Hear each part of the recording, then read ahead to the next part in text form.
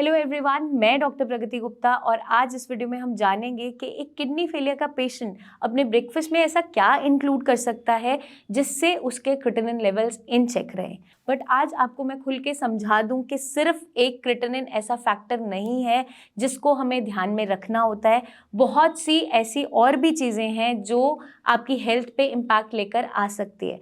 आप बहुत सी चीज़ों का ध्यान भी रख रहे हो फिर भी मेरा आपका क्रिएटिनिन बढ़ रहा है, तो उसके अंदर क्या आता है, आपकी बॉडी में कोई भी अगर एक्सर्शन बनी है, थकावट बनी है, फीवर आ रहा है, हमने खाने में बहुत हाई प्रोटीन फूड आइटम्स का इंटेक किया तो आपकी बॉडी में क्रिएटिनिन वैल्यूज बढ़नी स्टार्ट हो जाती है। तो हमें किस तरीके की डाइट लेनी है जो low in sodium, low in potassium हो, प्रोटीन की मात्रा बहुत ज़्यादा ना पाई जाए। क्योंकि हमारी बॉडी में हमें इन सारे पैरामीटर्स को इन चेक रखना है, तो हम ब्रेकफास्ट में क्या ले सकते हैं, तो फ्रूट्स भी लिमिटेशन में रहते हैं, बहुत ज़्यादा क्वांटिटी में नहीं ले सकते। और मैं तो ये कहूँगी कि उसको मिड मॉर्निंग स्नैक में आप लीजिए। जो अर्ली मॉर्निंग हम ब्रेकफास्ट ले रहे हैं उसके अंदर फ्रूट्स को इंक्लूड बिल्कुल मत कीजिए, क्योंकि मिड मॉर्निंग तक अगर हम लेते हैं, मतलब ब्रेकफास्ट करने के 2 घंटे बाद अगर आप फ्रूट्स खा रहे हो तो एटलीस्ट थोड़ा डाइजेशन के लिए हमें टाइम मिल जाता है। एक साथ सारे फूड आइटम्स लेने से आपके डाइजेशन पे इश्यूज आ सकते हैं। तो आप मॉर्निंग की शुरुआत अपनी कर सकते हैं, दलिया का इंटेक आप कर सकते हो। दलिया आप चाहो तो मीठा दलिया ले सकते हैं, बिना मिल्क के आपको उसको प्रिपेयर करना है। चीनी का यूज़ करोगे, गुड़ नहीं यूज़ करोगे।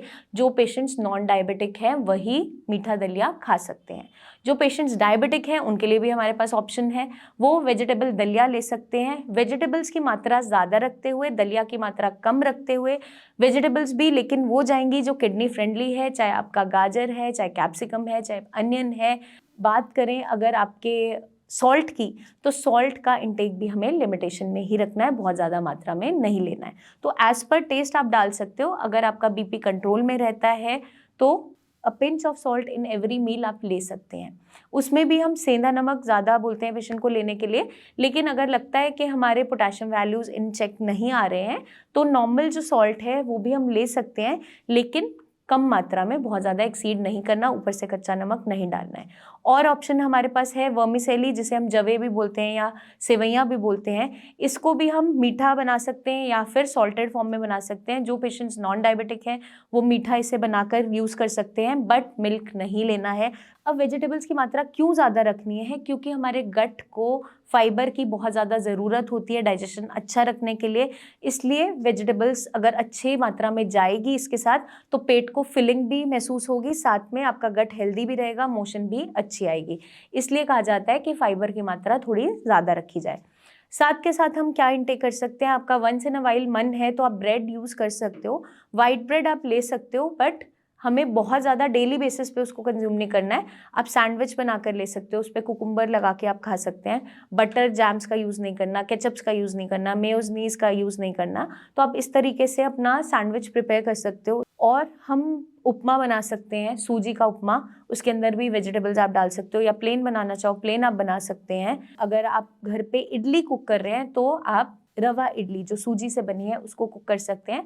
हमें सांभर साथ में नहीं लेना, कोई चटनी साइड्स में नहीं लेनी। आप इसी को कुक करके उसके बाद आप उसमें वेजिटेबल्स डाल के साथ में उसको भी सॉटे करके खा सकते हैं, क्योंकि आपको थोड़ा फ्लेवर में चेंजेस रहेंगे।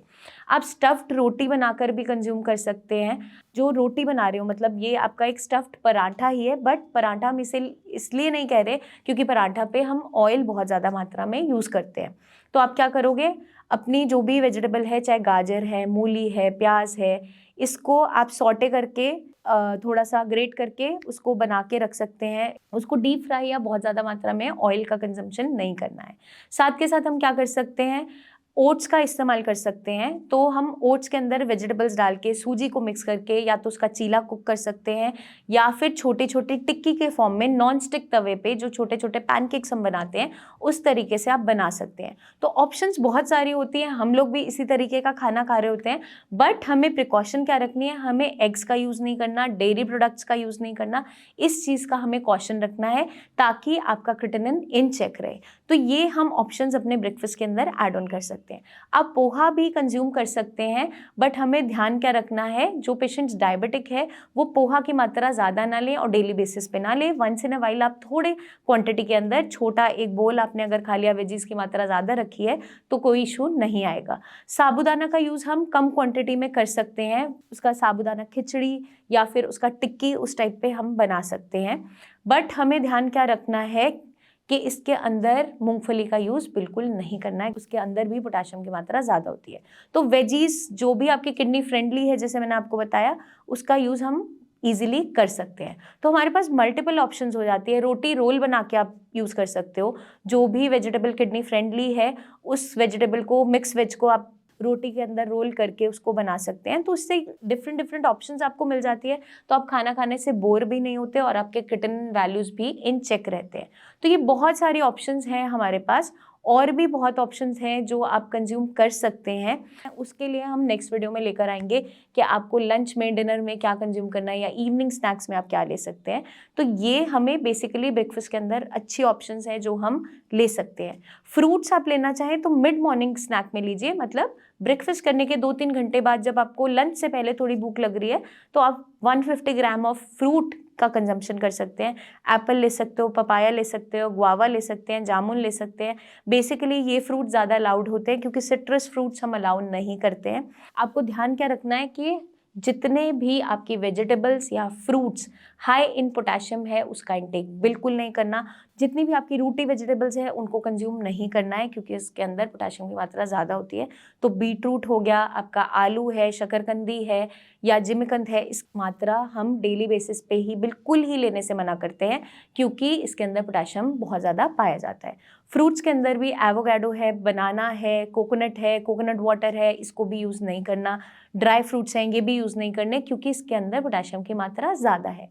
तो हमारे पास और बहुत सी ऑप्शंस हैं, वेगन ऑप्शंस हैं, जिसको आप ऑप्ट करके अपने क्रिएटिनिन वैल्यूज़ को कंट्रोल कर सकते हैं। आपके कोई भी सवाल हो ज़रूर पूछिए, कमेंट करके पूछिए। फिजिकली आप मिलने आना चाहें तो क्लिनिक आकर विजिट भी कर सकते हैं। अपनी रिपोर्ट्स ज़रूर लेकर आइएगा, फ्रेश KFT, यूरिन रिपोर्ट या प्रीवियसली आपने कोई भी अल्ट्रासाउंड, MRI या फिर CT स्कैन आपका हुआ है वो भी आप साथ लेकर आ सकते हैं।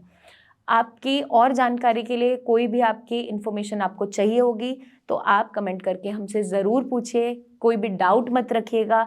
जल्दी हम आपसे फिर मिलेंगे, बहुत सी इन्फॉर्मेशन लेकर आते रहेंगे जिससे आपका जो परेशानी है वो भी कंट्रोल में आते रहे, प्लस आपका क्रिएटिनिन वैल्यू इन चेक रहे और आप हेल्दी रहे। जल्दी आपसे फिर मिलेंगे, तब तक के लिए ध्यान रखिएगा एंड टेक केयर।